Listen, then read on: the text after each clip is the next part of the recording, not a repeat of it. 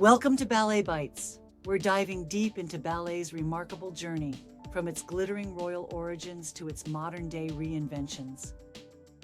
Yep, it's been a wild ride. So, 4.5 centuries back, Catherine de' Medici brought those dazzling court spectacles from Italy to France, and boom, ballet grew from wedding entertainment into a global art form. Exactly.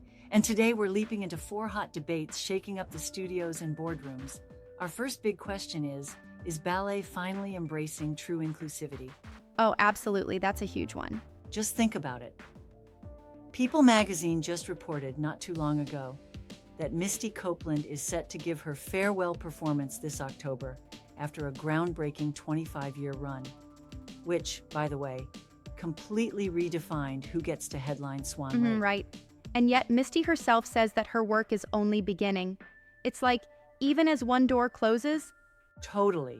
It shows that while we're making strides, dancers now even get pointe shoes in a diverse array of skin tones, and companies are listing diversity targets. It's a layered process.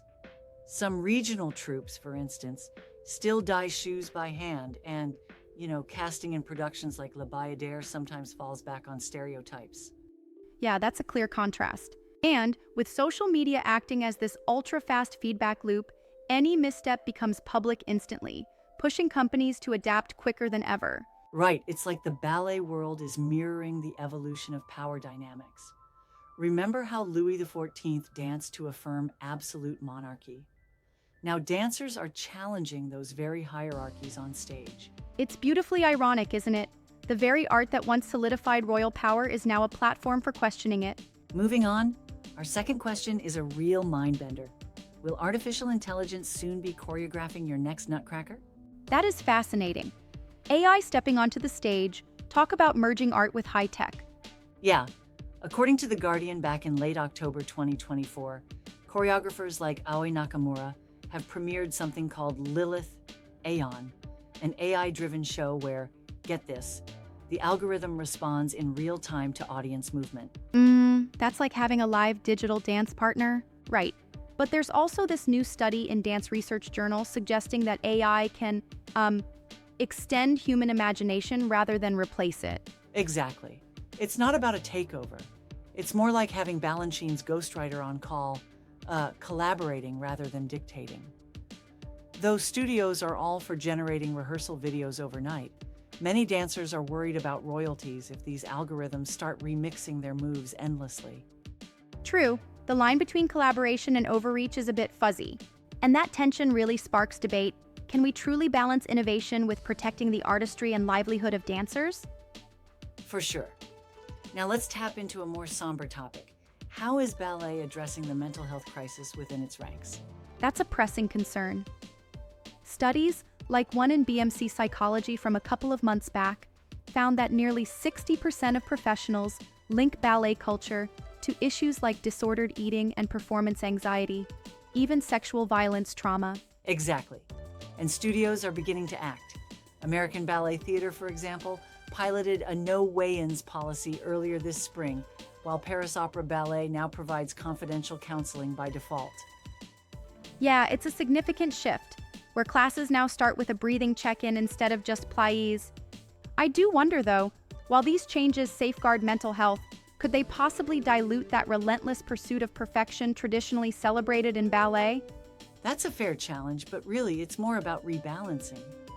Just like lighter romantic tutus emerged when dancers demanded more freedom of movement, today's dancers demand freedom of mind. It's not a dilution. It's an evolution of what ballet can be. Right, it's like a modern reinterpretation. Absolutely. And that evolution is deeply necessary if we're to see ballet thrive in today's world. Now, on to our fourth big question. Can the industry pirouette towards sustainability? That's a real contemporary twist. Ballet meets environmental responsibility. Yep. Take Northern Ballet, for instance. They're pushing to hit Theatre Green Book standards by December 2024, retrofitting their studios and slashing paper waste. And the Royal Ballet reported that supplier engagement led to an 18% reduction in Scope 3 emissions in just 12 Impressive months. numbers, though touring remains a tricky issue. Clark Transfer's March 2025 report showed 49,000 metric tons of CO2 offset since 2008, but offsets aren't the same as actual reductions. Some troupes are now streaming certain repertory pieces instead of transporting heavy sets globally. True, the shift away from physical touring could really transform how we experience ballet.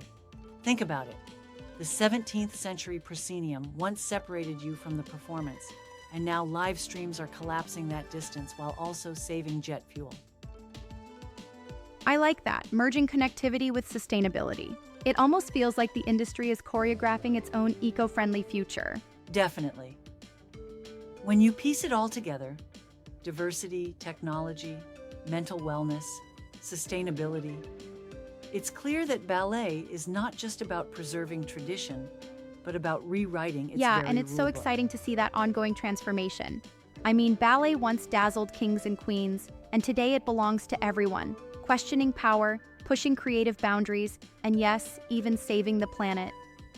Exactly. It's like every leap and pirouette is layered with both history and fresh potential. That's the beauty of it.